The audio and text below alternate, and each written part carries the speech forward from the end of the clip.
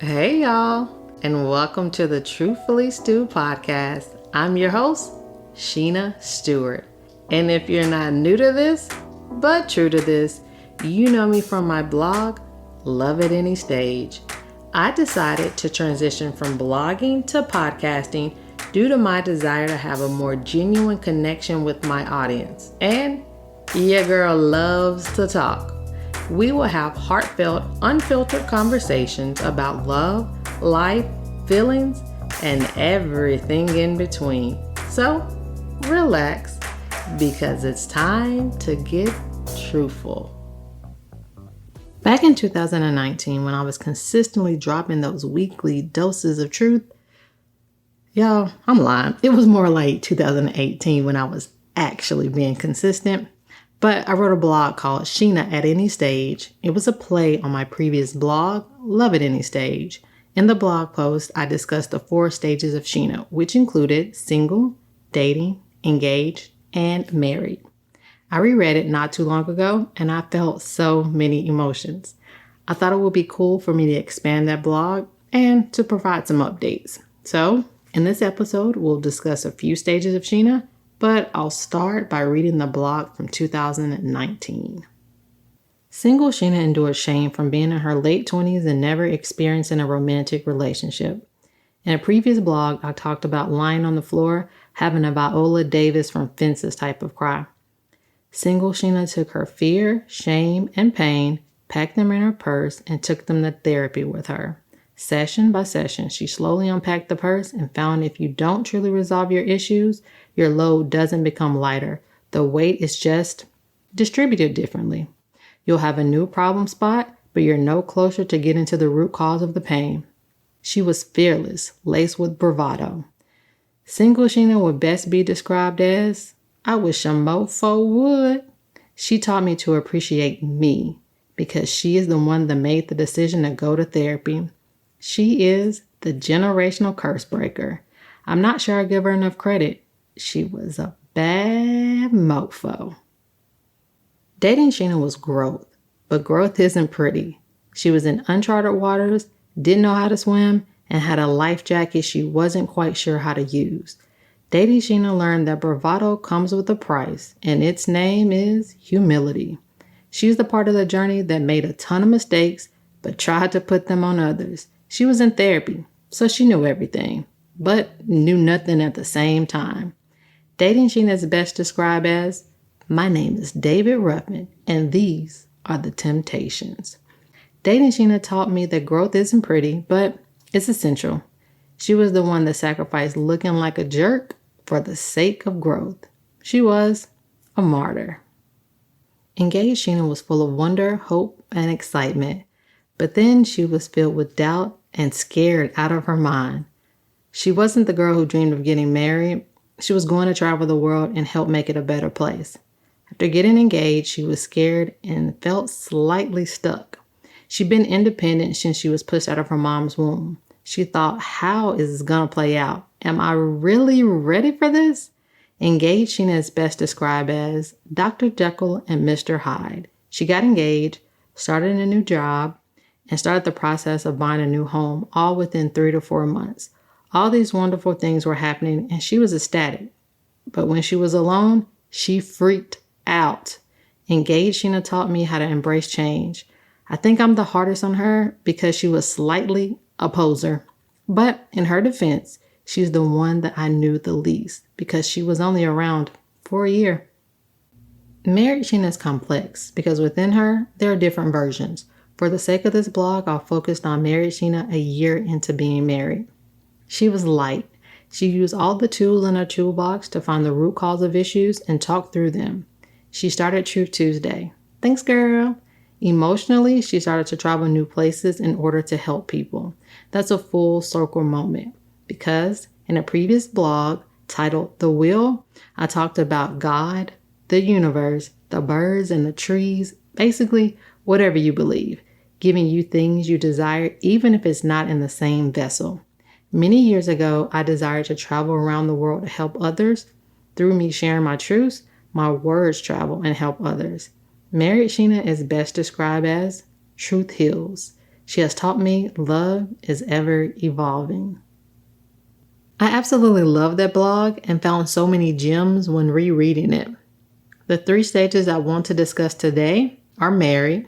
Remember, I said she was complex. Mother, and just Sheena. I think it's only fitting that we start with the previously talked about stage, and that's married Sheena. In the blog, I talked about married Sheena at year 1, but married Sheena at year 6 is different. Actually, as I'm thinking about the journey of married Sheena, I think it would be most authentic to talk about that subject with the person that I'm married to. So, let me get that episode together and I'll get back with you. I'm all about accountability, so if Aunt hasn't popped up on the pod in the next 1 to 2 episodes, hit me up. I guess that leaves Mother and Sheena. I'll go with Mother next. I'm 3 years into this thing and I've learned a lot. By now, you should know I love to break down a topic into sections. So first we'll talk about me being a tour guide. We've all been on some type of tour, and some part of our enjoyment or disappointment has been due to our tour guide. They can make a lackluster subject pop and even become entertaining, or they can ruin our built-up anticipation about an interesting subject. I look at my form of motherhood as being a tour guide, and lucky for me, I have 2 tourists to help guide. I look at motherhood through the lens of being a tour guide because I'm here to guide them through the world. I can give knowledge on exhibits I know, and they're able to stop me and roam to different exhibits to gain their own knowledge. It's also important for them to learn at their own individual pace. I know you're saying, Sheena, that sounds great, but it's not realistic. My answer is, if I make it our reality, it's realistic. I am here to introduce topics and subjects to them, but let them make their own decisions on how to proceed. Even at 3, we have talks about things they want to do, and sometimes I think partnering those thick green socks in the middle of a southern summer with those jelly sandals is not something I would do. But I have to check myself and say, it's not about me. It's about each of them moving through the tour, being intrigued by different things.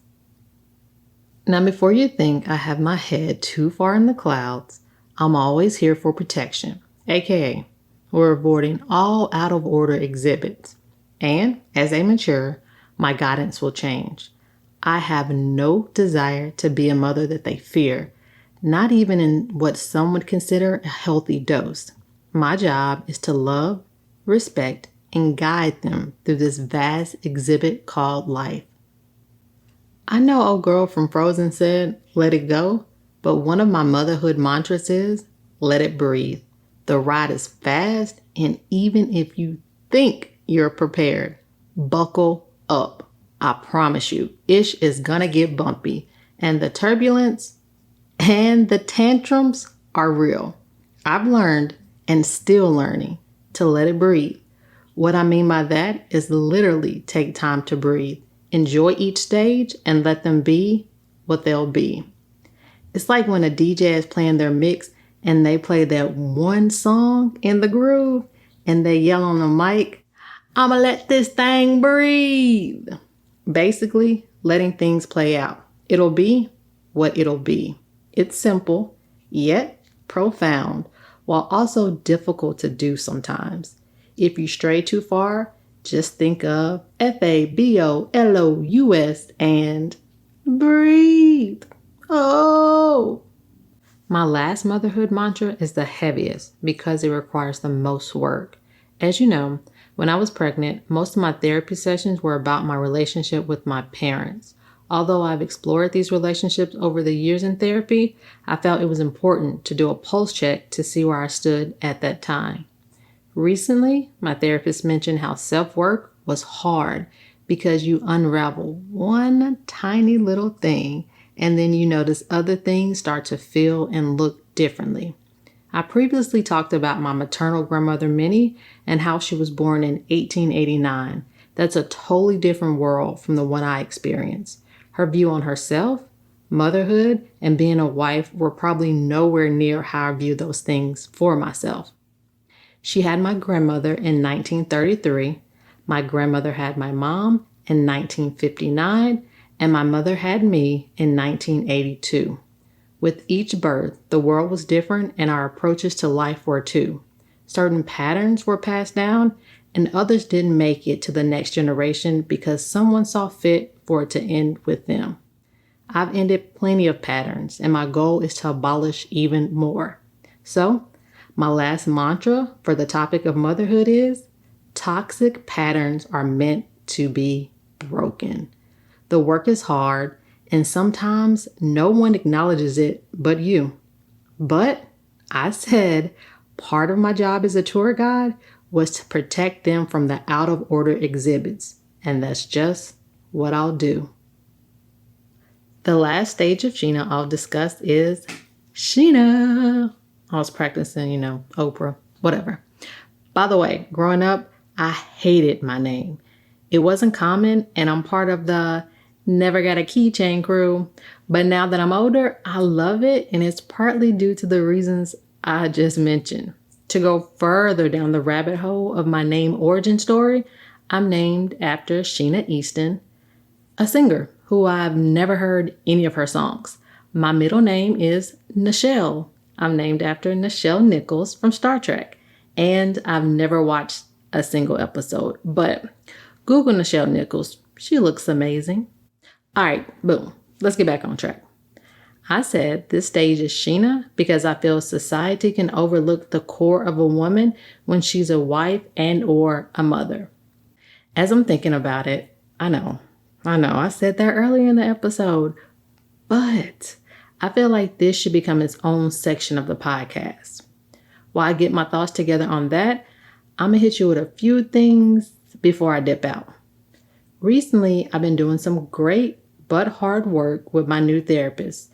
I'm working on setting better boundaries, kissing a few frogs before I reach my destination, and giving myself more credit. We're in that groove, and you know what that means. I'ma let that thing breathe. I have no clue what accent that is. But speaking of music, Whitney Houston had a song called My Name Is Not Susan.